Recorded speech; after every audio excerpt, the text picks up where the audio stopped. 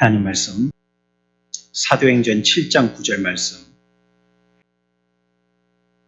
여러 조상이 요셉을 시기하여 애굽에 팔았더니 하나님이 그와 함께 계셔 그 모든 환난에서 건져내사 애굽 왕 바로 앞에서 은총과 지혜를 주시매 바로가 그를 애굽과 자기 온 집의 통치자로 세웠느니라. 아멘. 지금 우리는 요셉에 대하여서 얘기하고 있습니다. 그 배경은 스데반이 산헤드린 공회에서 재판하고 있는 가운데 자기 스스로에게 대해서 변론하면서요, 또 변론자이면서도 또한 그 스스로 말씀을 들고 있는 재판장으로의 위치에서 그 공회원들과 유대인들을 향해서 복음의 메시지를 전달하고 있는 그런 상황입니다. 오늘 본문에 보면 요셉의 형들이 그를 시기해서 팔았지만 그러나 9절 끝에 하나님이 그와 함께 계셨다라고 말씀하고 있습니다. 조상들이라고도 표현하고요. 요셉의 형들을 얘기하죠. 그들이 자기 동생인 아우 요셉을 팔았지만요. 하나님이 그와 함께 하셨다라고 분명하게 얘기하고 있고 그에 대한 결론이 10절에 나옵니다. 바로 뒤에 이어서 그 모든 환난에서 건져내사 애굽 왕 바로 앞에서 은총과 지혜를 주시며 바로가 그를 애굽과 자기 온 집의 통치자로 세웠느니라 라고 얘기하고 있습니다. 간단한 거죠. 그러니 하나님이 그와 함께 하셔서 그가 세워짐을 입었다라고 얘기하고 있는 것입니다. 저와 여러분들의 삶에도 하나님께서 우리와 함께 하여 주시기를 축원합니다. 우리는 여기에서 떠나면 안 됩니다. 여러분들이 무슨 생각을 하고 무슨 말을 하고 무슨 행동을 하든지 내 생각과 말과 행동이 앞서서는 안 되고 먼저 잠시 멈추어서요. 이것이 하나님이 함께 하시는 것인지를 먼저 판단하셔야지 됩니다.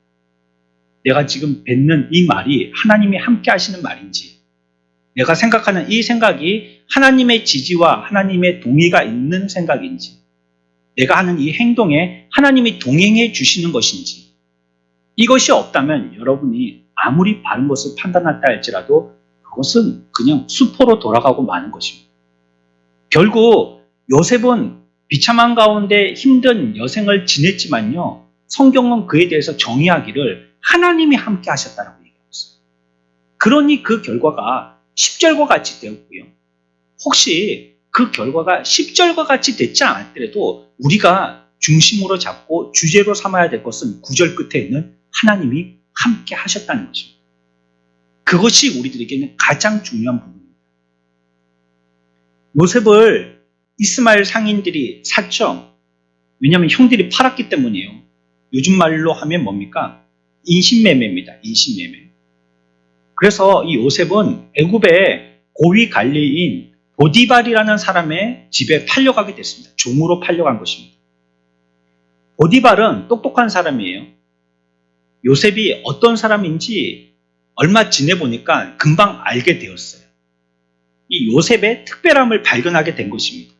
그래서 그 집안의 모든 사무와 그 다음에 가사에 관계된 모든 일들을 다 이 종인 요셉에게 맡깁니다.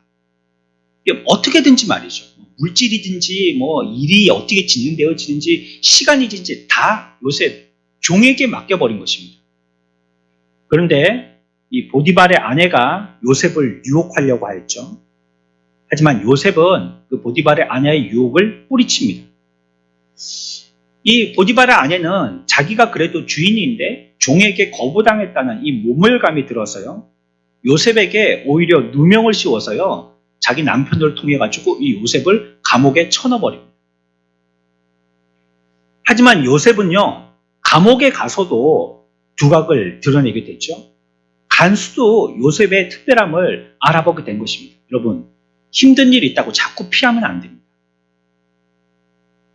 만약에 여러분들이 요셉과 같은 위치에 있는데 요셉이 힘들다고 보디발의 집에서 탈출하고 감옥에서도 탈출하고 억울하다고 늘 거기에 대한 원망 불평하고 그렇다면 물론 하나님은 궁극적으로는 하나님의 뜻을 이루셨겠지만 요셉이 애굽을 구원하고 자기 민족을 구원하는 총리가 아닌 다른 방법으로 구원됐을 가능성도 있는 것입니다.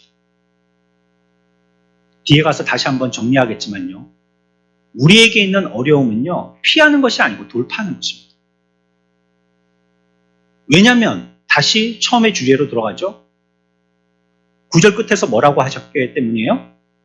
하나님께서 우리와 함께 하시기 때문입니다. 그러니 우리의 상황을 내가 조절하고 피해 나가는 것이 아니고 하나님이 해 주실 줄 믿고 하나님이 함께 하여 주시니까요.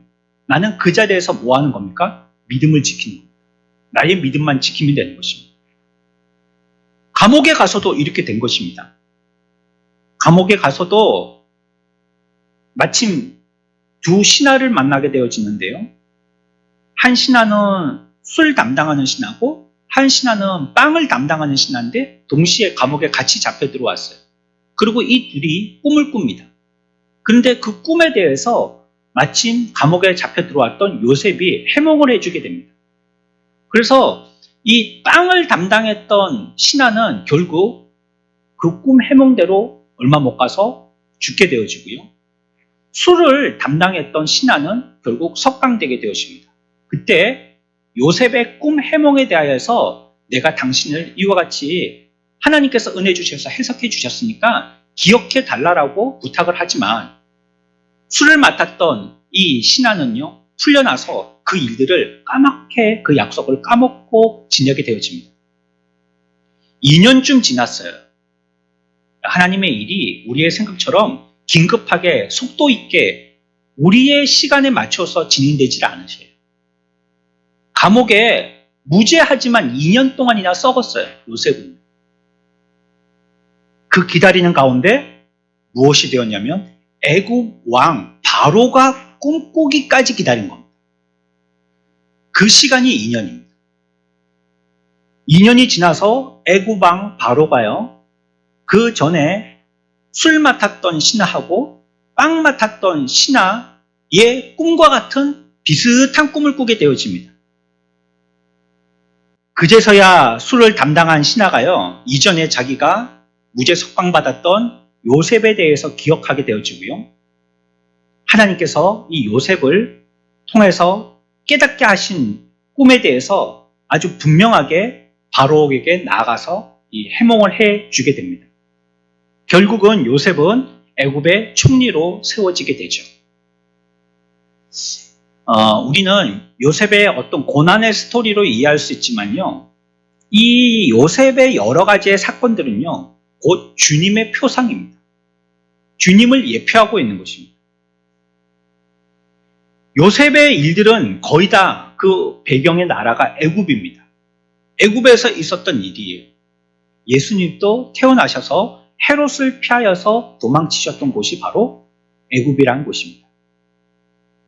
오늘 우리가 읽었던 말씀에서도요. 10절에 요셉에 대하여요. 애굽왕 바로 앞에서 은총과 지혜를 주시매 라고 얘기하고 있습니다. 근데 이 말씀이요. 누가복음 2장 52절에 보면 예수님께도 동일하게 쓰이고 있는 말씀이에요. 누가복음 2장 52절 말씀입니다. 함께 읽읍시다. 예수는 지혜와 키가 자라가며 하나님과 사람에게 더욱 사랑스러워 가시더라.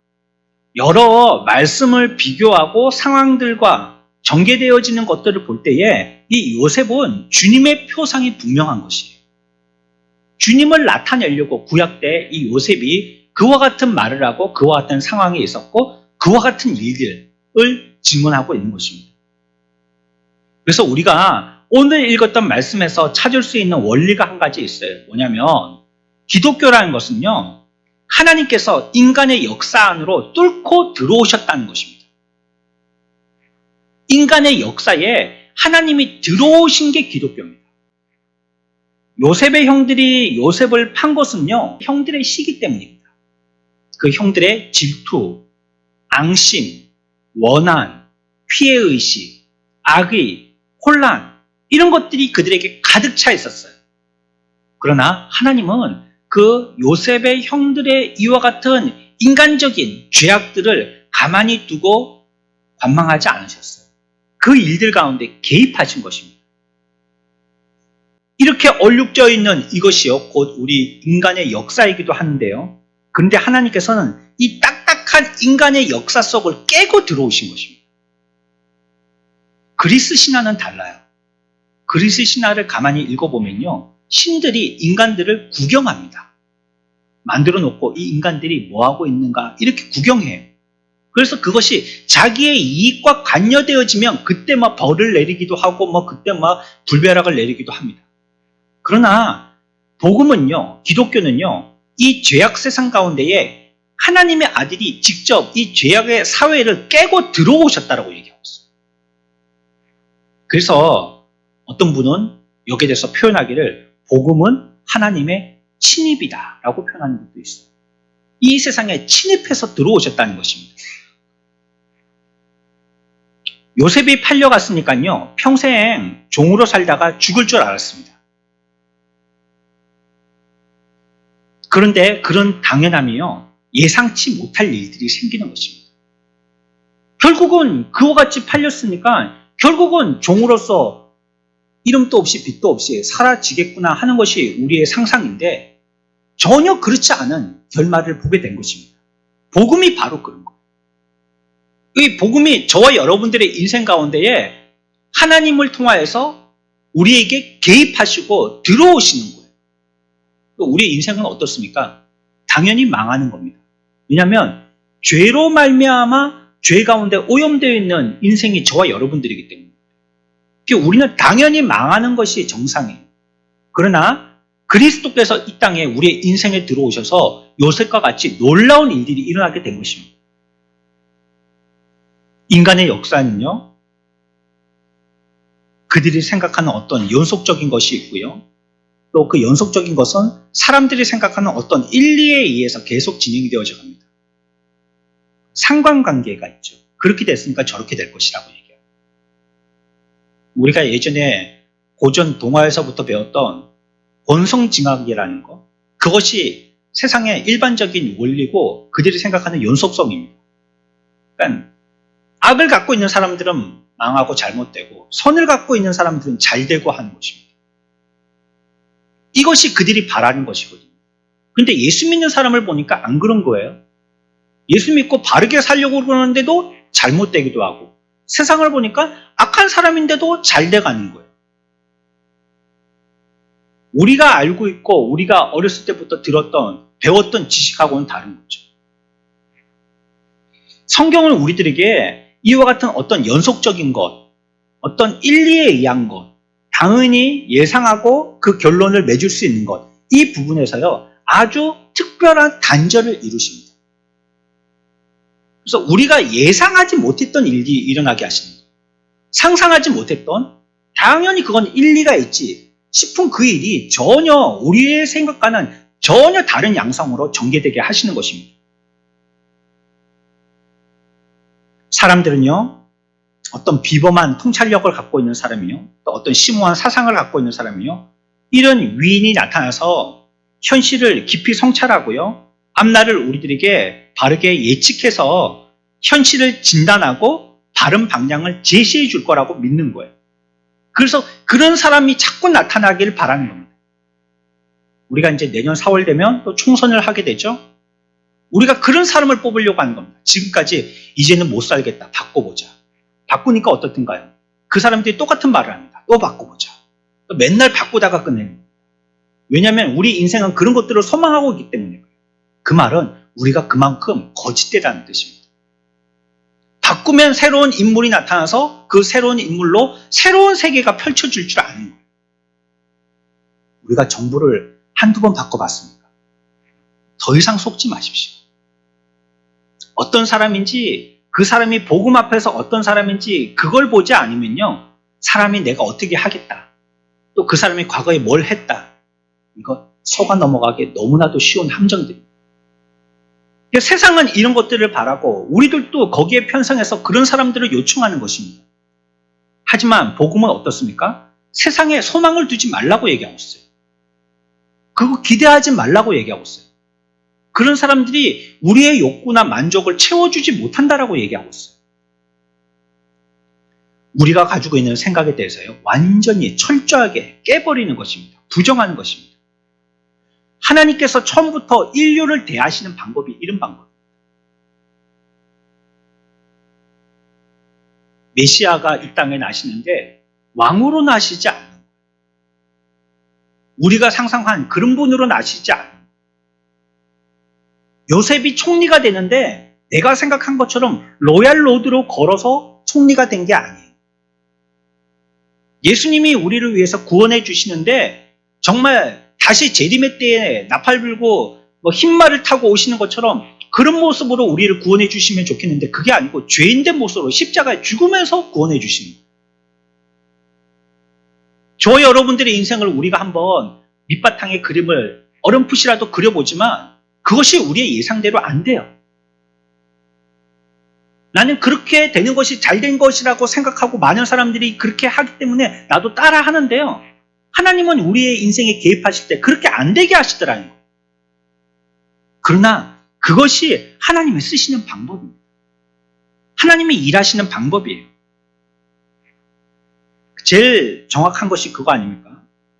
이 세상에 하나님이 개입하시는데 베들레헴의 아기로 태어나셨다라고 얘기하고 있습니다. 요한복음 1장 14절에는 뭐라고 말씀하시냐면 말씀이 육신이 되어 우리 가운데 거하셨다라고 얘기하고 있는 것입니다. 하나님의 아들이요 영원에서요 이 세상에 있는 시간 안으로 들어오셨다라고 얘기하고 있는 것입니다. 그러니까 우리 인생에게 있는 이 두꺼운 껍질을요 완전히 뚫고 들어오셨다라고 얘기하고 있는 것입니다. 인간의 사회로 들어오신 것입니다. 이런 사건은 유일무이합니다. 종말도 마찬가지입니다. 하나님이 인생에 뚫고 들어오시는 것입니다. 이 세상에 오셔서 인간의 역사에 강력하게 역사하시는 날이 바로 종말의 때입니다. 그때가 되면 하늘이 열리고요. 모든 사람들이 구름을 타고 오시는 주님을 보게 될 것이라고 얘기하고 있어요. 사람들의 시간 가운데 하나님이 임하여 주시는 것입니다. 우리 안으로 뚫고 들어오신다고 말씀하시고 모든 사람의 눈이 그분을 볼 것이라고 얘기하고 있는 것입니다. 이것이 우리에게 주는 요셉의 이야기를 통한 첫 번째 원리입니다. 무엇입니까? 하나님께서 인간의 역사에 들어오셨다는 것. 개입하셨다는 것. 저와 여러분들의 인생의 삶에 하나님은 어디 계십니까? 주여 나와 함께 하여 주시옵소서. 우리들은 이렇게 기도하는데요. 진작에 함께 하고 계십니다. 내 뜻대로 안 됐다 싶어서 그걸 하나님이 함께 하시지 않는 줄 알지만 내가 돌이키지 하나님이 돌이키지는 않으세요. 늘 하나님은 우리를 주시하고 계세요. 우리의 인생 가운데 우리의 인생을 깨고 우리 가운데 들어와 계세요. 그래서 지금 또 하나님이 그 인생을 다루고 계신 거예요. 이건 실패야, 이건 잘못됐어. 어쨌든 좀 개선이 필요한데 이게 인간적인 방법과 철학이라는 것입니다. 내가 생각하는 나의 의도와 나의 목적대로 되어지는 것. 이게 인간이 바라고 있는, 이 세상이 바라고 있는 방법이에요. 그러나 믿으십시오. 우리의 인생 가운데 하나님이 역사하시고 개입하고 계십니다. 저와 여러분들의 삶 가운데서도 지금 개입하고 계신 거예요. 개입해 달라고가 아니고 지금 개입하고 계신 거예요. 두 번째 우리가 기억해야 될 원리가 있는데요. 우리의 구원이라는 것은요. 하나님이 우리의 인생에 개입하셨다고 그랬잖아요. 이거는 온전히 이 구원이라는 것은 절대적으로 하나님께 달려있는 것입니다. 우리가 그래서 하나님 앞에 기도할 수 있어요. 그러나 구원은요. 전적으로 하나님께 있는 것입니다. 그래서 우리가 받은 구원을 은혜라고 얘기하는 거죠. 로마서 3장 10절 말씀은 이렇게 얘기합니다. 기록된 바 뭐는 없어요? 얼마나 없어요? 하나도 없다는 거예요. 이 세상에 의인이 있어요? 없어요? 하나도 없다는 거예요. 그럼 누가 누구를 구원해 줄 겁니까? 우리 남편이 나 구원해 줄 수 있어요?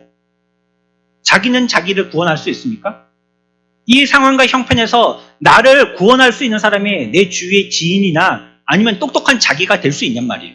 있다고요? 없다고요? 왜요? 성경이 얘기하고 있잖아요. 의인은 없나니 하나도 없다고요. 이사야 53장 6절은 못을 박는 말씀합니다. 뭐라고 말씀하시죠? 우리는 다 뭐 같아서요? 어디로 가요? 그릇 행한다는 거예요. 양들은 어리석어서요, 지 마음대로 가려고 하는 거예요. 지 마음대로. 지금까지 목자를 따라서 푸른 초장과 실만한 물가로 와서 먹고 쉬고 하였는데, 이게 자기가 잘 찾아서 와서 먹은 줄 알고요, 이제부터는 내가 찾아 먹겠다고 하는 거예요. 그게 제 갈 길로 가는 겁니다. 나의 인생을 구원하여 주시고 인생이 여기까지 주님의 은혜로 왔지만 이제부터는 내가 결정해 볼게요. 이 일은 내가 한번 판단해 볼게요. 이건 내가 생각해 보고 내가 고려해 보고 그렇게 결정할게요. 이게 뭡니까? 제 갈 길로 가는 겁니다. 하나님의 인도와 그 말씀에 우리를 부르시는 그 음성에는 귀 기울이지 않는 것이죠. 그러나 우리 인생을 구원할 수 있는 방법은 양들 가운데 섞여 있는 으뜸의 양이 아니에요. 그 양들을 인도하는 목자여야 해요. 우리를 구원할 힘은요, 인간에게는 없는 것입니다. 오직 우리의 목자 되시는 하나님께 달려있다라고 얘기하는 것이 요셉의 스토리입니다. 인류 세기를 거치면서요, 스스로를 위해서 구원의 노력들을 얼마나 많이 했습니까? 하지만 세상이 우리들에게 분명하게 입증하는 것은 뭡니까? 사람들의 구원의 노력은 모두 다 실패라는 겁니다. 누가 누구를 구원해 봤습니까? 어떤 사람이 어떻게 개선했길래 구원되었습니까? 그래서 지금 우리들은 이렇게 행복하고 만족하는 삶들을 살고 있습니까? 구원은요, 온전히 하나님께 속해 있는 것입니다. 요셉은 어떻습니까? 힘도 능력도 없이 세상적인 면에서 보면 항상 패배하기만 하는 자예요. 어디 가든지 힘을 한번 써보지도 못하는 거예요. 내가 똑똑해서 한번 이겨봐야지, 변호사 사서 한번 이겨봐야지, 내가 머리를 틀어가지고 기술적으로 그걸 이겨봐야지, 싸워서 사람들의 친구를 의기규합해갖고 이거 한번 대항해봐야지. 요셉은 그렇지 않고요, 맨날 여기 가면 여기 치고 저기 가면 저기 치고 저기 가면 있는지 없는지도 모르고 저기 가면 또 억울하게 누명당하고 또 좋게 그 사람들에게 혜택을 베풀었지만 다 까먹고 맨날 감옥에서 어두컴컴한 데에서 거기서 맨날 그때 감옥은요, 오늘날의 이런 감옥, 이런 형무소와는 다른 겁니다. 그때 감옥은요, 지하 감옥에 침침한데, 그리고 죽으면 죽는 거예요. 그냥 병 고치고 병원에 데리고 왔다가 탈출하고 이런 꿈에도 있을 수 없는 데입니다. 그냥 지하 감옥 가운데에 정화조가 있는 그 오수가 흐르는 그 하수 옆에다가 감옥을 만드는 거예요. 일부러 쥐가 들끓고 비위생적이고 햇빛 하나 들어오지 않는, 저 높은 곳에 하늘만 보이는 조그만 창 한 개 있는 이런 곳이 지하 감옥이었던 거예요. 요셉은 일생을 그런 데서 살 줄 알고 있었던 것입니다. 어떻게 해볼 도리가 없죠. 내가 뭘 어떻게 해보겠습니까? 그러나 상황이 완전히 반전되었죠. 그 반전된 이유에 대해서 9절에서 끝에 그렇게 얘기하고 있는 것입니다. 뭐라고요? 하나님이 함께 하셨기 때문입니다. 우리의 인생은요, 하나님께서 함께 하여 주셔야지만 구원을 얻을 수 있다라고 얘기하고 있습니다. 내가 아무리 날고 겨도 그거 안 되는 것입니다. 애초에 여러분들은 포기하십시오. 나는 나를 구원할 만한 힘과 재능이 없다라고 아예 고백하고요, 하나님 앞에 그냥 고백하세요. 안 됩니다, 나는. 우리가 지난주에도 배웠잖아요. 스스로에게 대하여서 절망 한 잔만이 복음 앞에 나오게 된다라고 배웠어요. 스스로가 꽤나 뭐가 된 줄 아는 사람은 복음 앞에 나오지 않고 자기 이름으로 해보려고 애를 씁니다. 그러나 우리는 진작에 우리가 안 될 줄 알아요. 그게 똑똑하고 빠른 겁니다. 기독교 메시지는요, 하나님이 전부라고 얘기하는 거예요. 그 하나님이 전부야? 예, 하나님이 전부. 그게 기독교입니다. 어떤 사람도 그 가운데서 하나님의 역할을 할 수 없어요. 목사라도 마찬가지입니다. 목사는 하나님이 아니에요. 나를 인도하는 어떤 선생님도 마찬가지입니다. 목자들도 마찬가지고요. 무슨 부장도 마찬가지고요. 어떤 회장도 마찬가지입니다. 하나님이 전부라고 얘기합니다. 하나님이 전부. 근데 오늘날 우리가 신앙생활 할 때 이렇게 머리를 많이 쓰고 복잡한 계산법을 써야 되는 이유는 하나님이 전부가 아니기 때문에 그렇습니다. 너무 고려하고 평가해봐야 되고 들었다 놔봐야 할 것들이 너무 많이 생긴 거예요. 그러니까 결정이 너무 어려운 겁니다. 하나님이 전부가 아니기 때문에, 하나님이 전부라면 하나님뿐이 안 보이기 때문에 그분만을 위주하면 끝나는 것인데, 뭐 사람이 어떻든지 예의가 어떻든지 그분으로만 한다면 그 결정이 끝나는 것인데, 이제는 고려해 볼 게 너무 많게 생겼어요. 그러면 저 사람이 어떻게 생각할라? 그러면 내가 혹시 손해보는 거 아닌가? 내 스스로를 생각할 때에도, 그럼 우리 가족을 위하는 것인가? 그러면 내가 돈이 많이 벌려지는 것인가? 그러면 내 위신과 체면은 어떻게 되는 것이지? 자존심은 어떻게 되는 것이지? 이것저것을 생각하다 보니까요, 하나님에 대한 고려는 저게 11번째, 12번째 가는 것입니다. 복음은 뭘 얘기합니까? 하나님이 전부라는 거예요. 여러분들이 구원받을 때 누구의 힘으로 구원받았습니까? 하나님으로 구원받았잖아요. 그분이 아니면 구원할 자가 없잖아요. 그렇다면 우리의 신앙을 살면서도 그 도리를 붙들어야죠. 하나님이 전부야죠. 요셉이 하나님이 없었으면요, 지금까지도 감옥에서 썩고 있었을 것입니다. 이름도 없이 빛도 없이. 근데 하나님이 개입하셨잖아요. 구원에 하나님이 개입하셔서 감옥 가운데서 탈출해서 탈출의 정도가 아니라 총리가 되게 해주셨잖아요. 요셉의 얘기에서 중요한 건 그겁니다. 여러분 꼭 기억하십시오. 하나님은요, 요셉이 감옥에 있을 때 함께 하셨다는 말은 거짓말입니다. 요셉이 처음부터 하나님이 함께 하셨습니다. 언제? 형들에게부터 팔려서 그 구덩이에 들어갈 때부터 함께 하신 겁니다. 아니, 그 이전에 그가 날 때부터 하나님은 함께 하신 겁니다. 아, 감옥에서 함께 하신 하나님, 꿈을 해몽하는데 함께 하여 주신 하나님, 보디발의 집에서 함께 하셨던 하나님. 하나님은 우리와 함께 하실 때 똥강똥강으로 함께 하시는 게 아니에요. 전부 통괄적으로, 통시적으로 함께 하시는 겁니다. 처음부터 함께 하셨어요. 저와 여러분들의 인생이 내 뜻대로 안 됐다 할지라도요, 지금 또 하나님이 함께 하시는 것입니다. 우리의 인생이 그 전부터 함께 하셨던 거예요. 지금 또 함께 하고 계신 거예요. 근데 지금은 어때요? 요셉의 보디발의 감옥이나 아니면 형들에게 팔려서 지금 구덩이에 빠져 있거나 아니면 그냥 억울하게 누명 속에 2년간 애굽의 감옥살이 하고 있는 것입니다. 거기 하나님이 함께 하시지 않나요? 감옥이 깊어서요? 구덩이가 너무 깊어서요? 보디발의 집에 벽이 너무 높아서요? 하나님이 함께 하시지 못한 것입니까? 아닙니다. 그때도 여전히 함께 하신 것입니다. 이 시기만 잘 벗어나면, 코로나 때문에 잘 벗어나면 이 코로나 시기 지나가고 열심히 잘 믿을 텐데, 코로나 때에도 하나님은 함께 하셨습니다. 그 가운데 흑백을 갈라놓으셨어요. 믿는 자와 쭉정이를 갈라놓으신 것이에요. 이 시대에도 오늘 우리에게 함께 하시는 겁니다. 내 욕심에 안 차서 지금 만족이 안 돼서 그렇지, 내가 몰라서 그렇지, 지금 하나님이 함께 하시는 겁니다. 우리의 구원이 그렇게 시작되었기 때문입니다. 요셉의 형들이요, 요셉이 총리가 되었다는 이 사실이 밝혀지게 될 때요, 그 앞에서 경악하고 낙담하게 됩니다. 왜냐하면 이제 지난날 자기가 죽일 정도로 미워했던, 돈을 주고 팔아넘겼던 이 동생이 이제 위대한 나의 생명을 좌지우지할 수 있는 그 권자에 앉아 있으니까요. 낙담했죠. 이제는 뭐라고 생각했겠습니까? 속으로 이제는 죽었다 생각했겠죠. 저놈이 또 원수를 갚겠군. 야, 우리가 진짜 그때 그러지 말았어야 되는데, 괜히 형제들끼리 의기투합해갖고 그냥 분위기에 휩쓸려서 으쌰으쌰 해갖고 요셉 죽이자 해가지고, 내가 그때 반대하는 건데 후회 막급이었겠죠. 그런데 벌써 왕자에 앉아 있어가지고요, 이제 나를 죽이고도 살리기도 할 수 있는 게 요셉의 힘이었었어요. 그러나 요셉은요, 그 자리에서 형들을 위로하죠.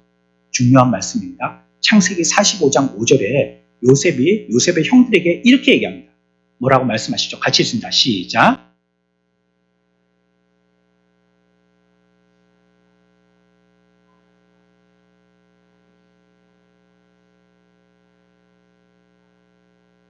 아멘. 이 말은 뭡니까? 형들이 팔아넘긴 게 아니고요, 하나님께서 형들의 생명을 구원하려고 나를 미리 보내셨다는 겁니다. 내가 해야 될 역할은 이 자리에서 형들이 나에게 심판했던 것처럼 나도 형들을 심판하는 것이 아니고, 나는 형들을 구원하는 게 나의 일이다 라고 고백하고 있는 것입니다. 그러니 무엇입니까? 인간들의 행위는요, 궁극적으로는요, 하나님의 행위라고 얘기하고 있는 것이에요. 하나님이 하시는 것이라는 것. 하나님께서 형들의 생명을 구원하시려고 하나님이 하셨다는 거예요. 그거. 내가 구덩이에 빠지고 보디발의 집에 팔려가고 감옥에서 옥살이하고 이거 전부 다 누가 하게 하신 거예요? 하나님이 하게 하셨다는 겁니다. 형들은 자기들이 한 줄 알고 거기에 대해서 간을 쫄려 하고 있지만 내가 이제 죽었구나, 내가 그런 일을 했으니까 이러고 간이 콩강콩강 뛰고 있지만 요셉이 보는 시각은요, 그건 형들이 나를 갖다가 힘이 있어서 팔아넘기고 죽게 한 게 아니고 하나님이 하셨다. 그 일은 하나님이 하신 것이다. 왜? 형들 구원하려고, 우리 유대인들 구원하려고, 또 넓게는 애굽 나라 기근에서 구원시키려고 하나님이 하셨다는 겁니다. 우리의 인생에 하나님이 개입하시고요, 전적으로 그분이 구원을 이루시고 지금의 우리의 인생도 하나님께서 다루어 가시고 계심을 믿으시기 바랍니다. 이거 확실하게 믿어야 됩니다. 안 그러면 좌절합니다. 감옥에서 절망하게 되고요, 보디발에서 억울하다 싶어가지고 극단적인 행동을 하게 됩니다. 형들이 나를 인신매매해서 하고 그 울분에요 삐뚤어진 사람이 되고 마는 것입니다. 왜요? 하나님이 함께 하심을 못 보기 때문에 그렇습니다. 하나님이 하고 계신다는 걸 읽지 못하고 때문에 그렇습니다. 하나님께서 그 배후에 계시는 거예요. 그래야지만 요셉의 이야기를 이해할 수가 있습니다. 왜 믿는 사람은 이런 일들을 당하지? 저들은 저렇게 열심히 믿는데 왜 저렇게 나쁜 병에 걸리고 몹쓸 일이 생기고, 그렇지만 그 가족 중에 누가 사고로 죽고 왜 저렇게 자꾸 잘못됐고, 참 복도 없다, 팔자도 사납다, 예수 믿는 사람들끼리 우리끼리 서로 위로한답시고 이런 말들을 해요. 우리는 그런 말을 혓바닥에 밖에서 내서도 안 됩니다. 이게 지금 하나님이 하시는 일이세요. 우리는 요셉이 당한 그 현실과 같이 당장 이해 못할 뿐이에요. 그 이후에 요셉이 총리가 될 거라는 걸 상상도 못하고 있기 때문이에요. 이게 뭡니까? 하나님이 하시는 겁니다. 가뭄의 다가옴을 하나님은 미리 아셨습니다. 형들은요, 자기들이 뭘 했는지 모르지만 하나님께서는요, 배후에 계시면서 하나님의 뜻들을 차차차차 차근차근 이루어가고 계신 것입니다. 그래서 그 요셉의 형들이 요셉에게 행한 이 일들을 묘사하면서요, 그들이 예수님께 행한 일들이 무엇이었는지도 보여주고 있는 것입니다. 그래서 성경은 요셉의 형들이라는 표현보다도 어떤 표현을 많이 쓰냐면 조상들이라는 표현을 많이 써요. 왜 정확하게 표현하도록 요셉의 형들 이름은 딱 그 11명 정확하게 나타날 텐데 왜 조상들이라고 이렇게 얘기했지? 이건 예수님을 복선으로 깐 겁니다. 그 조상들이 요셉을 이렇게 억압하고 배역했듯이 오늘날 우리의 조상들도 예수 그리스도를 그렇게 했다는 걸 복선을 깔고 얘기하고 있는 거예요. 우리는 겉모습만 보죠. 그 배후에 움직이시는 하나님의 역사를 보지 못하는 것이 인간의 단점입니다. 그리스도의 죽음이 우발적인 사건이라고 생각했던 거예요. 그 일은 사람에 의해서 죽은 한 청년의 얘기라고 생각하는 것입니다. 하지만 이 일은요, 하나님의 영원 전부터 인류를 구원하시기 위한 구원의 계획이었어요. 하나님이 하신 일이죠. 요셉이 자기 힘으로 무엇을 할 수 있었습니까? 사람이 무슨 일을 해서 자기를 구원할 수 있습니까? 일을 행하시는 분은요, 오직 하나님 한 분밖에 없으신 겁니다. 그분 스스로 직접적으로 그 일을 다루어가고 계신 것입니다. 성경 전체의 이야기는요, 하나님이 어떻게 무엇을 하셨냐의 얘기입니다. 많은 사람도 나오고 많은 사건도 나오고 여러 가지 일들도 다양하게 나오지만 그 이후에 배후에 나오는 이야기는요, 하나님께서 뭘 하시냐예요. 그래서 성경의 주인은요, 하나님이에요. 주제는. 기억합시다. 첫 번째 뭐라고요? 구원은 하나님께서 우리 인생의 역사 가운데 뚫고 들어오신 것이라고요. 그리고 구원의 주제는 누구시라고요? 하나님이시라고요. 이거 우리가 기억해야 됩니다. 세 번째 우리가 배울 수 있는 요셉에 대한 이 이야기에서 원리는요, 이 구원이라는 것은요, 온전히 하나님의 은혜로 말미암는다는 것입니다. 은혜. 무엇으로 말미암아요? 은혜인 것입니다. 하나님의 은혜로 말미암는다는 것입니다. 형들이요, 몹쓸 짓을 했습니다. 누구? 동생 요셉에게. 그러나 요셉은 어땠습니까? 형들은 요셉에게 몹쓸 짓을 했지만 요셉은 형들을 구원해낸 것입니다. 형들이 뭘 해줬기에? 형들이 요셉에게 뭐 어떻게 뭐 선물이라도 해줬습니까? 뭐 말이라도 서로 잘 통하는 관계가 됐었습니까? 자기 편을 언제 들어줬게요? 전혀 요셉이 얻은 것은 없습니다. 그러나 요셉은요, 자기 형을 전적으로 그 가족들을 구원해냅니다. 저와 여러분들의 구원도요, 우리의 어떠함을 뛰어넘는 구원입니다. 내가 그러함에도 그것이 불구하고의 구원이에요. 나의 어떠함을 보시지 않는다는 겁니다. 요셉의 형들처럼. 요셉의 형들이 아무것도 안 보고 구원을 이루어 그들을 살려냈던 것처럼 우리에게도요, 하나님은 나의 어떠함으로 인한 구원은 아니라는 거예요. 그러면 그건 은혜가 아닙니다. 내가 잘 믿어서 구원받고, 열심히 해서 구원받고, 성실해서 구원받고, 교회 잘 나오니까 구원받고, 헌금 많이 하니까 구원받고, 봉사하니까 구원받고, 이건요, 하나님의 은혜가 아니고 복음도 아닙니다. 인간들이 했다는 일은요, 고작 한 것이 하나님의 뜻을 부정하고요, 쫓아다니면서 사울처럼요, 방해하는 짓만 했죠. 아담과 하와가 그래서 에덴에서 쫓겨난 거 아닙니까? 요셉의 형들도 마찬가지고요. 사람들의 문제는요, 가는 곳곳마다 그냥 먼지를 피우고 일을 일으키는 겁니다. 그러니까 우리들에게 구원이 임하는 것은요, 그 이유가 우리들에게 절대 없는 겁니다. 저와 여러분들이 어떻기 때문에 구원받은 게 아니라는 것이에요. 우리가 저 교회 밖에 있는 사람들보다 훨씬 잘나서 우리가 구원받은 게 절대 아니라는 거예요. 솔직히 깨놓고 얘기해 봅시다. 예수 안 믿는 사람들이 예수 믿는 사람보다 착한 사람들이 훨씬 많습니다. 왜? 인구 대비해서 그 사람들 숫자가 많으니까. 훨씬 많습니다. 여러분들 전 재산을 털어가고 죽기 직전에 대학교에 기부하고 그런 사람들 봤나요? 예수 믿는 사람들 잘 못 보겠더라고요. 자기가 평생에 벌었던 뭐 많지는 않지만 수천 수억을 갖다가 그냥 학교에다 기부해버리는 거예요. 자기의 몸도 그냥 의과 대학생들 그냥 공부하라고 몸도 그냥 내던지는 거예요. 아이고, 한 번 죽은 사람을 두 번 죽이고 그래 몸에다 칼을 대면 되나? 우리는 이런 생각들을 가지고 그냥 몸을 아끼느라고 막 그게 불쌍하니까 이렇게 하고 있지만 안 믿는 사람들은 오히려 그렇게 하는 거예요. 우리의 어떠함으로 구원받은 게 아니에요. 오해하지 마세요. 지금 우리가 믿음 생활을 하고 있는 것도요, 내가 예수님을 잘 믿어 드렸기 때문에 하나님이 감사해서 나한테 떡고물 떨어뜨려 주시는 은혜가 아니란 말이에요. 저와 여러분들은 예전도 그렇고 지금도 영원히 계속 악합니다. 우리의 악함은 변할 수 없어요. 그런데 하나님의 은혜로 우리를, 구원의 은혜가 우리를 덮어주셔서요, 이제는 그 악함이 냄새나게 들추지 못하도록 예수 그리스도의 구원의 은혜가 더딥해져가지고요, 이제 하나님은 그 은혜, 우리에게 주시는 그 구원, 예수 그리스도의 피만 보게 되어지신 거예요. 우리에게 은혜 주시기로요, 하나님은 작정하셨기 때문이에요. 다른 게 없어요. 다른 이유가 없어요.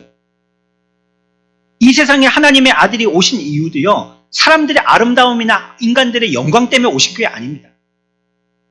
예수님이 오셔가지고 무슨 영광을 받으셨어요? 사람들한테. 사람들한테 뭐 지지나 칭찬을 받으셨어요.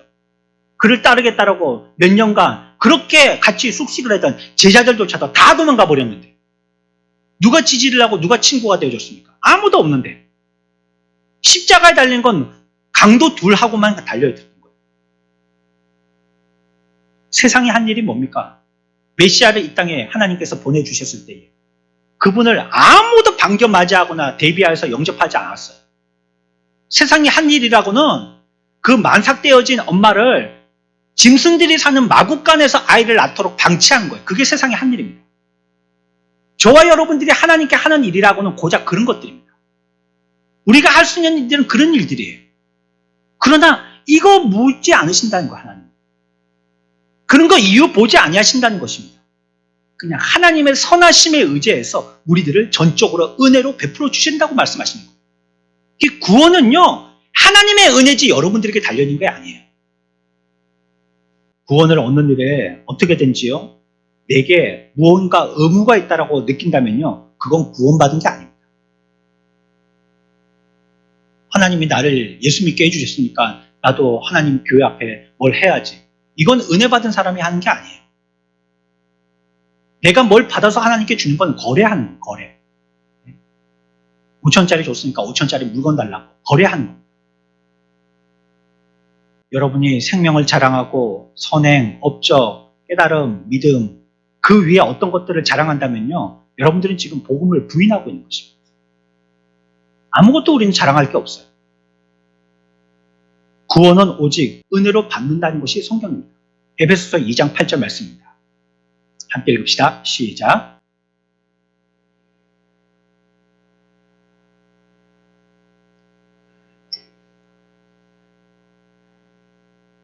아멘. 우리를 구원하시는 방법은요. 우리가 생각하거나 우리가 예상한 적이 없습니다. 안 돼요. 우리로서는 안 되는 것이에요. 이사야 55장 8절은 이렇게 얘기하지 않습니까? 이는 내 생각이 너희의 생각과 어떻다고요? 달라. 내 길은 너희의 길과 뭐 어때요?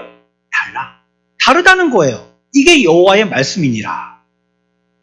그런데 우리들은 우리 생각대로 돼야지 은혜 받았다라고 생각하고 내가 뜻한 대로 그 길이 펼쳐져야지 복 받았다라고 생각하잖아요. 근데 성경은 정확하게 얘기하지 않습니까? 내 생각 너희 생각하고 달라. 내 길은 너희가 가려고 하는 길하고는 달라. 말씀하시는 것입니다. 하나님은 우리를 하나님의 그 긴 계획 가운데 은혜로 인도하시는 겁니다. 하나님의 방법은요, 간접적입니다. 자연의 이치를 보십시오. 여름에서 가을로 바로 갑니까? 아니죠. 여름에서 가을로 바로 가는 게 아닙니다. 시간이 걸려요. 가을에서 겨울 갈 때도 마찬가지고요. 그러면 겨울에서 여름 갈 때로 생각해 봅시다. 겨울에서 여름으로 바로 갑니까? 봄을 거치잖아요. 식물들도 보십시오. 식물들이 자랄 때 심었다고 하루 만에 푹 크든가요? 아니에요. 시간이 걸려요. 그래야지 꽃봉오리가 생기고 거기서 꽃이 피는 것입니다. 오랜 세월을 두고 하나님의 일은 진행되어지는 것입니다. 하나님께서는요, 사람들이 가뭄에서 구원받을 때까지 불의하고 뒤틀린 요셉의 형들의 일들이 일어나도록 그냥 그대로 놓아둔 채 오랜 시간 동안 기다리시는 겁니다. 이스라엘 민족들 애굽에서 나와서 가나안으로 갈 때도 광야를 40년 동안 뺑뺑이를 돌게 만드셨어요. 기다리시는 겁니다. 오늘도 그렇게 일하시지만요. 사람들은 이해하지 못한 채 매사에 흑백을 가리려고 하고요. 그 자리에서 바로 결판 나기를 원하죠. 그 사람들은 성급합니다. 지금 당장 일어나지 않는 일은 하나님이 함께 하시지 않았고 잘못됐다라고 그냥 결산해버리는 거예요.